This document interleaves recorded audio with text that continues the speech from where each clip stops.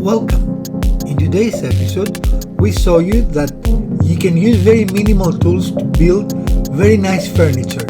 Today we're going to show you step by step how to build a narrow couch end table, and while we're using power tools, this build can be achieved simply by using hand tools. All you need is a handsaw and some way of drilling screws, and you can do this very simple and fun build. So stick around. We hope you're going to enjoy our video, and we hope you're going to stay until the end of the video and let us know what else you might want us to build for you and show you tips, tricks and techniques on how to do your very own projects from here forward. Welcome to the Urban Homesteading channel in another crazy North Carolina weather day. Today we're going to build a nice little project. This kind of furniture have become more and more common, and they sell for $300 and $400, and our cost material was about $40, I believe. So stick around, this is going to be a very good episode. So we spent a little bit of time trying to find nice boards, because this is going to be furniture after all, right? And a lot of them were rejects. Some of them had very interesting details, but they did not fit our specific project, right? So it really depends on what you want to do, but take your time. I don't think we took more than 10 minutes. What do you think? Probably 5. Take your time to choose boards that you really like, and then move on. And for this project, we need ones that are very straight, or at least as straight as you can get them, with as little damage as possible. Not very common where we live, but today we have hit some very, very serious traffic, as you can see. And we have creatively stored our boards because it is very hot outside, and we like to have air conditioning. So we have our boards for our project, and we are heading back to the shop, and one of these days we'll make it to the shop, right? Yeah. The weather is a little threatening. It might storm anytime. We're in the south, so sometimes it just starts pouring. It pours for like 20 minutes and then it gets sunshiny again, right? And then it gets really hot and humid. So we never know exactly what the weather will be, but we're under a severe storm warning. So we're waiting. We're waiting to see what happens on our way back to the shop. So in this episode, we're going to transfer these two boards to this beautiful narrow couch side table. The name is longer than the project.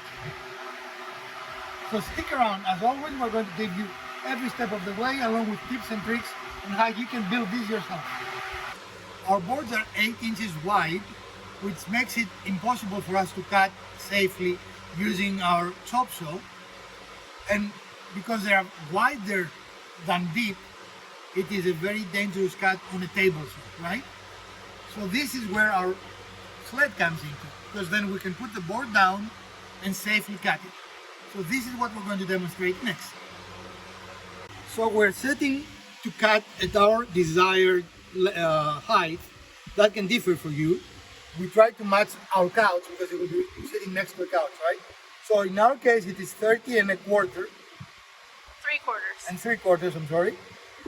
Yours might vary, but so we'll show you. This is easy to do because we have our blade there.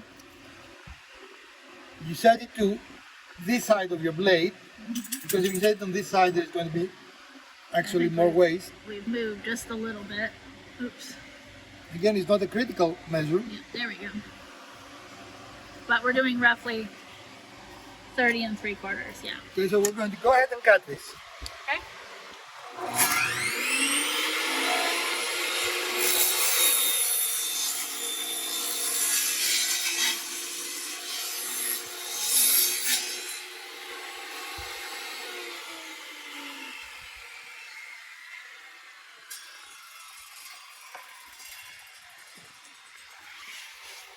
And now we're going to cut a second piece of the same size. And all we have to do now is make sure that it is on the edge here, right? Yep. And a little tip here, we cut the longest dimension first to make our board more manageable, right? Because the longer the board, the less manageable it is. But as you notice, this is a much safer cut using the sled then it would be us trying to push it around, and it would be very hard to keep it from rotating and potentially binding on the blade, right? So we remove it with it. So now we have 2 equal sides, and we can proceed with our next cut, which is actually the width or the depth of our table. Show the whole board. As you can see, a long board can be difficult here because even with this, as I move the board, you see already it wants to move, right? Because there is friction. So when you try to move the board through the blade, I'm going to exaggerate it now, you can see the movement will make it bind and makes this cut very, very dangerous. On the sled, the piece is stationary. The sled moves, right?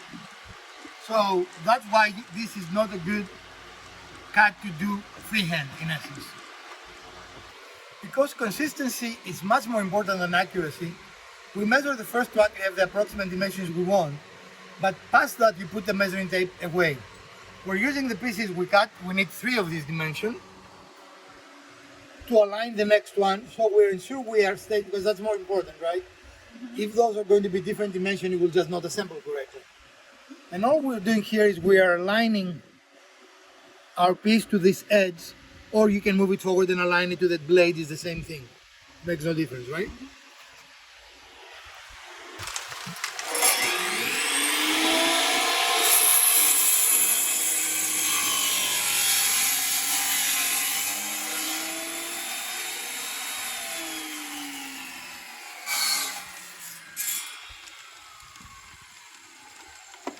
And this is our distance from the first shelf to the floor, right? Yep. So here we go. And then we decided to have the remaining distance. And again, we're cutting them all together because We want to make sure that consistency is more important than both accuracy. sides are the same. Right. Okay. And again, this doesn't have to be perfect. We're at 27 and a half, so 13 3/4. yeah. There. One here that way. Needs to go to there. Okay. Okay. Again, not a critical measure, right? Right. Just, but it's more important that they're both cut at the same height. Ready?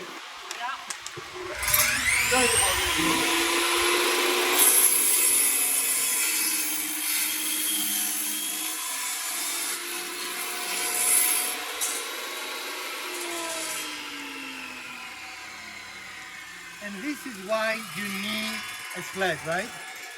This would have been very iffy, freehanding. And really you should not freehand on the table saw. It's a very dangerous way to cut, right? And you will get injured for sure. It is impossible for something this long to hold it perfectly perpendicular to the blade. So the sled is good. Sled is good. So this now became, and let's see how good our cutting was. Pretty darn good if I say myself, Yeah. right? Cool. Okay. So this is the top of our piece. It's laying flat. We're just dry fitting all of the pieces together. This is the second shelf, third shelf, and then what are essentially feet. And then as you look at it from above, you'll see that the shelf is revealed on either side. Right. And if you want to make it look a little more floaty, make those not as wide. Cut a little Right. so you don't see the edge, and it will look like it's floating, right? So you could cut off maybe an inch and then center Yeah. it in the middle. Yeah. Okay. And again, it's optional. Yeah. Just depending on the look you're going for. Right. Okay. So now we've actually got some prep / finish work to do for these before we do actual assembly. Right? Knowing that Mother Nature's color are amazing, right? And you can see what we were talking earlier. A little bit of heavy rain and then sunshine. Until the next heavy rain. And rain and sunshine at the same time. Right. All right, excellent. So unfortunately, our boards have a little bit of bow, or a lot of bow, as your case may be. So we're going to use our thickness planer to try and debow them. Debow them. So this one, This has gone through the thickness planer, and as you can see, It is not perfect, but we can get them there if we want, but it is definitely much better. Yeah. So we use our thickness planer for all our pieces, but Lupita and Mrs. DIY, what if you don't have a thickness planer? What happen to do? You can spend a number of hours sanding to your heart's content. Or you can use a manual plane. Yeah. And there are also handheld planers. We actually have one that you can use. It just will take much longer, right? This is more control, easier. Again, you don't have to have this tool. No, it just expedites the process. And because we have it, we're using it. Right. Right. But not a necessary tool. Nope.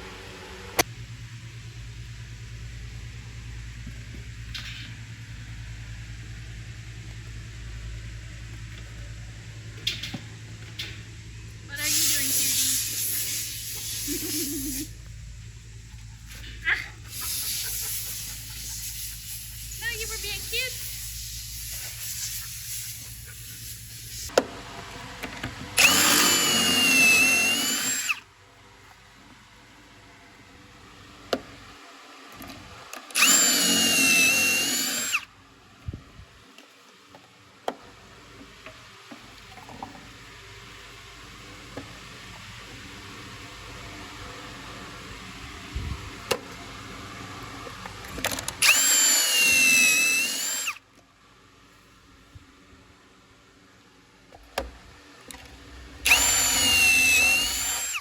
Do you want 3 on this to pull any bow or any imperfection off, or it's up to you. You don't need to for strength. Let's just go with 2 and hold on.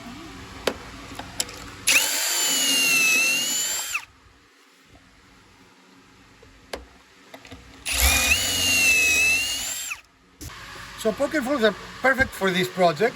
The inside will be a little visible, but really not. You will have to pay close attention. One thing to remember when you do pocket holes, all your pocket holes have to be on the same side in order for them not to be visible in your outside, right? And a lot of times, mistakenly, people will do the pocket holes and then they will do this, right? Yeah. And then you're going to have some pocket holes that you cannot hide because they will be visible. It is a good and fast way to do it, and if you do not have a pocket hole jig, they are not very expensive, and we've used them quite a lot. Yeah, this one's pretty old. We've used it for many, many years. And for those snobs that say, oh, this is just amateur, I beg to differ. Professional cabinet makers actually use pocket holes. So it is not, pocket hole has been existing for a long, long time, and it's a very great way to do joinery. So the next step is finish. For our specific case, we decided to Suzuki bank the shelves, right? But paint lightly the sides. Give it more. Okay. Good. Now the sun is up, and this will not take too long of a period of time. So we're going to go on and take care of the Suzuki bank. I don't know if... I don't know that it will do it again, but here, let's see.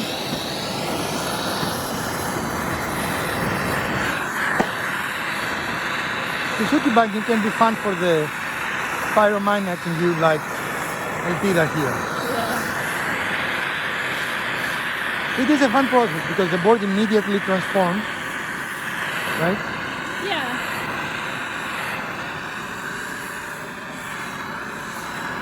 And are you going to oil this or just leave it? Yeah, I'll probably oil it, or maybe even clear coat because it's going to be furniture, not just a Right. texture. All right.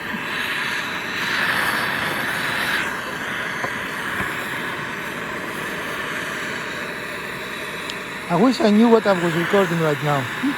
The sun is on my screen and I cannot see anything. Well, let's hope they're getting a good show. Or they're getting a lot of nothing with me talking Yeah. and they don't know what I'm talking about.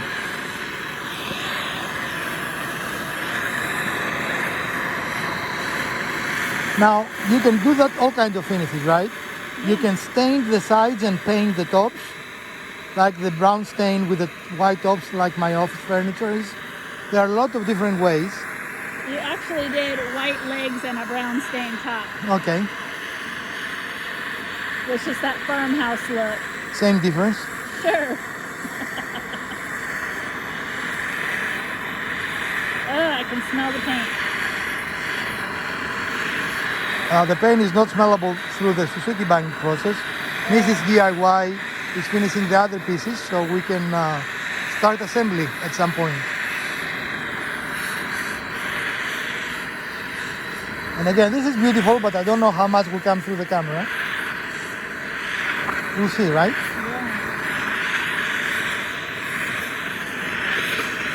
And for the sides, light coats of, what color is this, Mrs. DIY? Of a teal. And in this case it is Rust-Oleum, but it doesn't have to be. Rust-Oleum is what we like to use, right?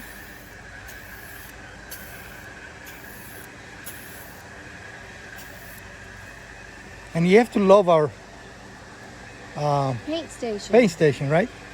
Except that I think nature is dropping. Nah, it's fine. Meanwhile, at the Suzuki Bank station, and we do hope this will not bow again, because we just took the bow out of them, right? Right.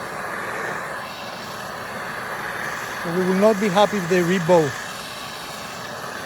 We also hope that the paint will dry fast so we can assemble.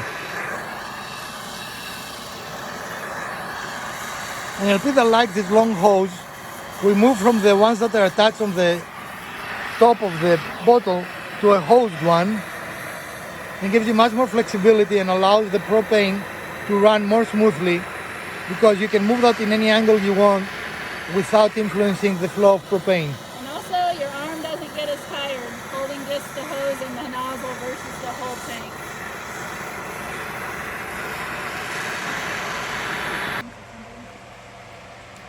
Yeah?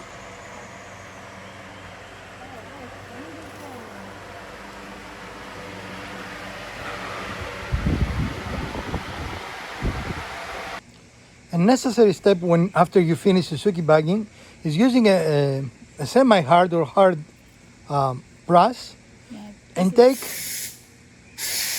Go ahead. This is just like a cleaning brush. We found this at one of the local dollar stores. As you can see, they're pretty flexible. Some people recommend using a wire brush. I don't like it because I feel like it digs too much into the wood. I like this finish. It takes it off without damaging the wood below. And as you can see, all of this.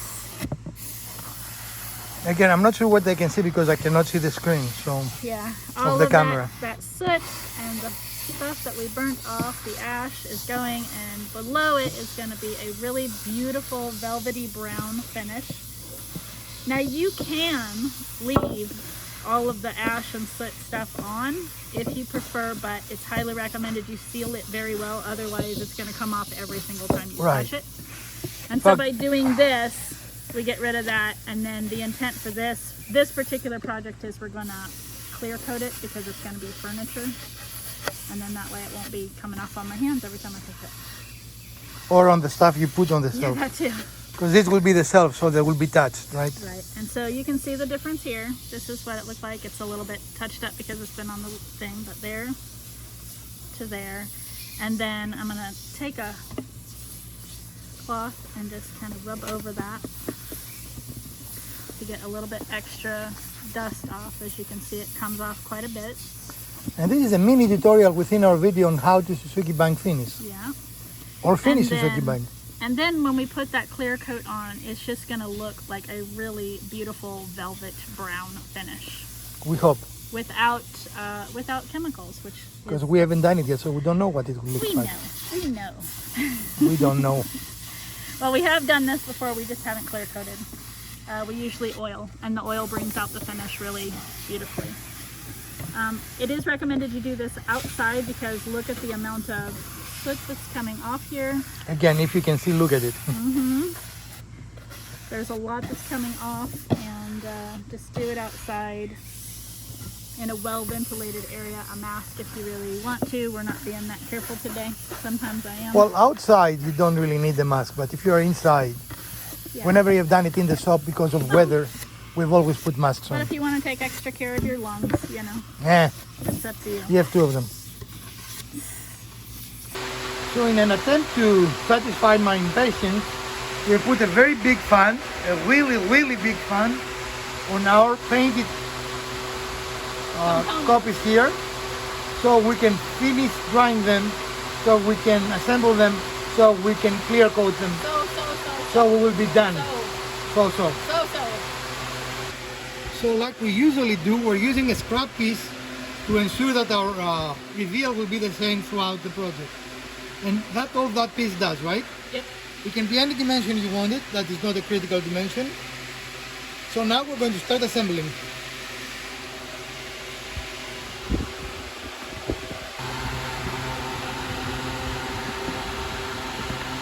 No? It's moving, so you're going to have to pull the bottom, or you're going to have to do this while I hold it. I don't know. So this is a little the trickiest part of the whole operation.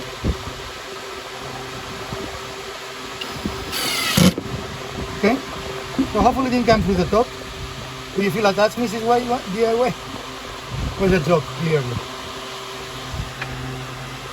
Okay. Do you want the square? I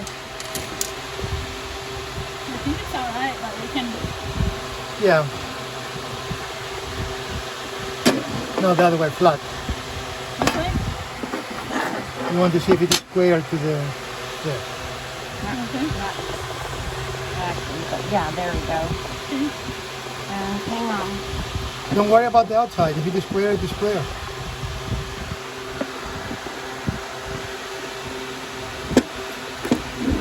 How many hands can we fit in one set? Going.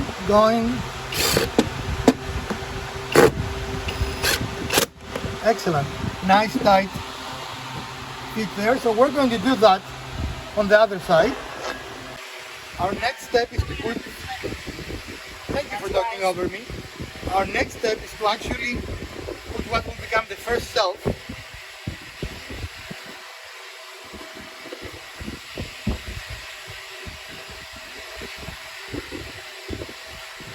And the process is the same. We're using the screws. We're making sure we're square and we're screwing them together.